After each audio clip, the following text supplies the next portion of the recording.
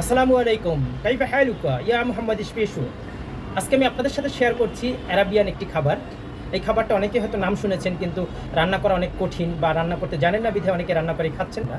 আমি আপনাদের সাথে এই রান্নাটা শেয়ার করব আজকে একেবারে সহজ পদ্ধতিতে। রান্নাটা হচ্ছে খ্যাপসা, সৌদি আরবের খাবার। আমি চিকেন খ্যাপসা তৈরি করব। চিকেন খ্যাপসা তৈরি করার জন্য এরকম আমি 2টা চিকেন নিয়ে নিয়েছি। এই যে দেখেন, চিকেন নিয়ে নিয়েছি। এখন এই চিকেন 2টা থেকে কিভাবে খ্যাপসা তৈরি করা হয় একেবারেই পারফেক্টলি সৌদিয়ান স্টাইলে, আসেন সেই খ্যাপসার বিস্তারিত আপনাদের সাথে শেয়ার করি। চলেন আমরা নেক্সট প্রসেসে যাই। আমি দিয়েছি সয়াবিন তেল, দিলাম 3-4টা তেজপাতা, কয়েকটা দালচিনির পরিমাণ বেশি দিতে হবে, 3-4টা এলাচ, 3-4টা লং, কম পরিমাণে গোলমরিচ, কালো গোলমরিচ দিচ্ছি, 2টা স্টার, আস্ত স্টার দিয়ে দিচ্ছি, আদা এবং রসুন পেস্ট, পরিমাণ মতো লবণ দিচ্ছি,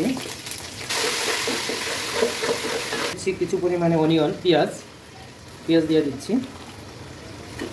এখন দিয়ে দেবো এর মধ্যে টমেটো। মশলাটা একটু ভালো করে ভুনে নিতে হবে। এখন আমি এর মধ্যে দিয়ে দিচ্ছি মুরগিটা, দিয়ে দিচ্ছি, একটু কষিয়ে নেব। মুরগিটা কষিয়ে নিই, এটা এখান থেকে ভালো করে একটু কষিয়ে নিচ্ছি আমি।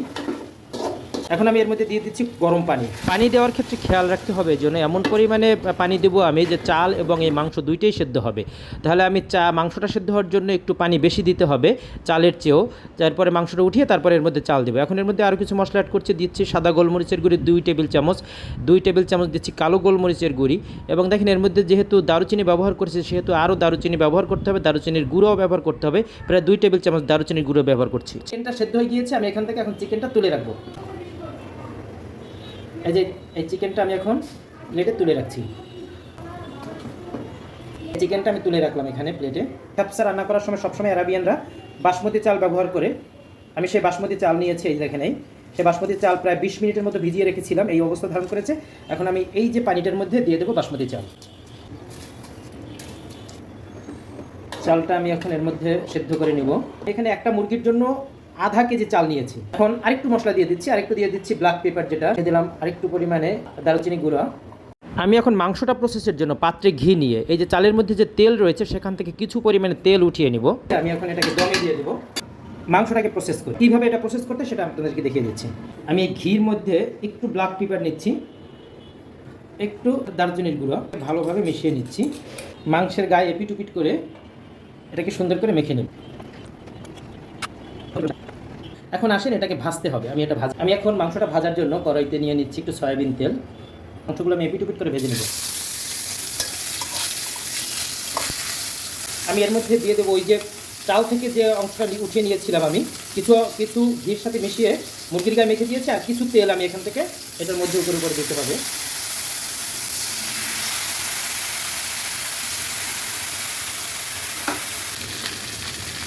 আরেকটু আমি দিয়ে দিচ্ছি এই যে চাল থেকে উঠানো যে তেলটা। আমার চিকেন ফ্রাই করা শেষ, ঝরঝরে রাইস, এই যে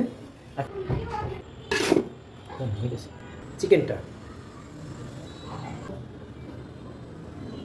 এতক্ষণ রান্না হলো সেই আরাবিয়ান স্টাইলের খ্যাপসাটা এখন টেস্ট করে দেখি কেমন স্বাদ হলো। সৌদিয়ানরা মূলত এইভাবেই বড় একটা প্লেটে নিয়ে বসে, 3-4 জন বসে একসাথে। তা আমি সেরকম বড় একটা প্লেটে নিয়ে বসলাম এবং চিকেনটা দেখেন খুব সুন্দর ফ্রাই হয়েছে। এই যে চিকেনটা খুব সুন্দর ফ্রাই হয়েছে। আমি এখান থেকে একটু রাইস নিই। হয়তো বোঝেন যে জানেন যে তারা মশলা ইউজ করে না, কেমন খায়, কীরকম সেদ্ধ করে খায়। আসলে মশলা তো ইউজ করে, আমি যেভাবে মশলাগুলো ইউজ করলাম এভাবেই তারা মশলাগুলো ইউজ করে। এবং আপনারা এভাবে রান্না করে বাসায় বসে একটু ট্রাই করে দেখবেন। আসলে যে খুব যে সেদ্ধ করে খায় সেরকম না, মজাই হয়। আসলে কিন্তু মজাদার। এখন দেখি চিকেনটার কী অবস্থা।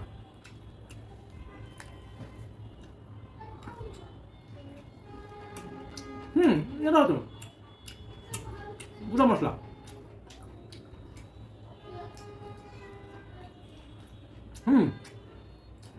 এটাও পারফেক্ট।